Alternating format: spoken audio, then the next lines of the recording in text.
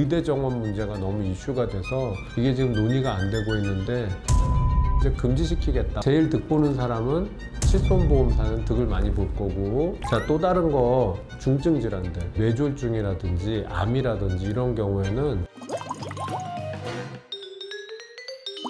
자, 여러분 안녕하십니까. 안과에서 김모현입니다. 지금 이제 복잡한 사회 문제가 있다 보니까 건강보험에 대한 기본적인 거 좀 아셔야 되는 부분이 있는데요. 자동차에 부과되는 지역의보, 건보료 이런 거 이제 앞으로 없어지고, 피부양자, 부양자 뭐 이런 문제들이 앞으로 없어지는 그런 시대잖아요. 그래서 모두가 자기 소득의 7.09% 정도를 내고요. 건강보험이라는 거를 이용해서 우리가 병원을 가면 전체 진료비의 30% 정도를 내는 거고, 나머지 70%는 건강보험에서 그 병의원으로 지급이 되는 거예요. 그래서 내가 내는 돈을 본인부담금이라고 하는데 30%도 큰 돈이잖아요. 그래서 본인부담금에 대한 거를 처리해주는 사보험, 민간보험이 생긴 거죠. 그게 실손의료보험, 내가 실제 낸 돈만큼 보상해주는 돈이라고 해서 실손보험이라고 말하는 게 이제 생긴 겁니다. 근데 실손보험이라고 하는 게 본인 부담금만 내주기로 했었다면 아무 문제가 없었을 것 같은데, 병원에 내가 내는 돈 전부에 대해서 보상해 주겠다고 하니까 약간 문제가 생긴 거예요. 뭐냐면 건강보험이 적용이 안 되는, 우리가 비급여라고 하는 것도 인정비급여와 임의비급여가 있거든요. 임의비급여는 처음부터 논외예요. 보험 바깥에 있는 거니까 건강보험도 없고 실손보험도 없고 그냥 없는 거예요. 근데 인정비급여라는 게 있어요. 인정은 뭐냐, 신의료기술이고 앞으로는 건강보험에 들어와서 보험공단에서 다 등재해주고 해야 되는데 당장은 돈이 좀 부족하거나 하니까 넣지 말자라고 해놓은 상태. 그러니까 아주 미용 성형 쪽은 아니고 필요한 기술, 그런 것들을 인정해주는 게 인정비급여예요. 그럼 인정비급여를 병원에서 보통의 건강보험 급여 항목과 인정비급여 항목을 같이 쓰는 거를 해도 됩니다. 근데 그런 인정비급여에 대한 부분을 실손보험에서 이제 해주다 보니 실손보험사는 돈 많이 나간다, 이런 얘기들이 이제 나오게 된 거죠.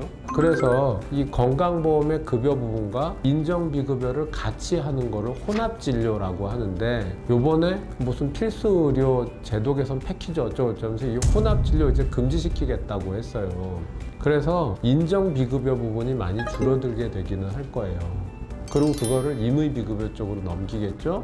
그러면 제일 득 보는 사람은 그동안 여기 돈을 내주고 있던 실손보험사는 득을 많이 볼 거고, 실손보험이 가입되어 있던 분들은 지출이 늘겠죠. 그래서 제가 봤을 땐 이 혼합진료 금지에 대한 거는 전 국민이 연관된 사안인데, 의대 정원 문제가 너무 이슈가 돼서 이게 지금 논의가 안 되고 있는데, 이건 조금 논의를 얼른 해야 됩니다. 제가 보기에는 국민 개개인에게 피부에 와닿는 것은 그런 문제일 수 있습니다. 자, 또 다른 거 뭐냐면 중증 질환들, 뇌졸중이라든지 암이라든지 이런 경우에는 치료비 전체액이 많아지니까 건강보험 본인 부담금 30% 안 내요. 5%, 10%로 줄여놓은 것들이 많아요. 그러면 역시 본인 부담금을 지급해주는 실손보험에서 지급액도 줄어드는 것도 맞습니다. 그래서 사실 실손보험은 기본적으로 정부의 건강보험에 득을 꽤 많이 보고 있었던 것도 있었는데 애매해져 있는 부분이 있어요. 그러니까 싸움은 전공이랑 정부가 하고 있는데 득을 보고 있는 건 지금 누구야? 라는 부분에 대한 거 우리가 조금 마치아웃 해야 되는 부분은 있다고 보여지고요. 앞으로 건강보험이 계속해서 잘 유지되기 위해서는 보험에서 누수되는 것을 막아야 한다. 건강보험 중에 이거는 난 안 쓸 거예요 라고 하는 걸 좀 나눠놓을 필요는 있지 않냐라는 생각은 전 좀 있거든요. 나는 한 번도 이런 진료는 보지 않을 거고 죽을 때까지도 안 갈 거니까 그건 나랑 관계가 없어요 라고 하는 건 좀 정리해 줄 필요가 있는 거 아니에요? 예를 들어서 남자 환자가 산부인과는 진료를 갈 일이 없잖아요. 그러면 필요한 사람은 선택 가입을 하고 아닌 사람은 처음부터 안 하면 되잖아요.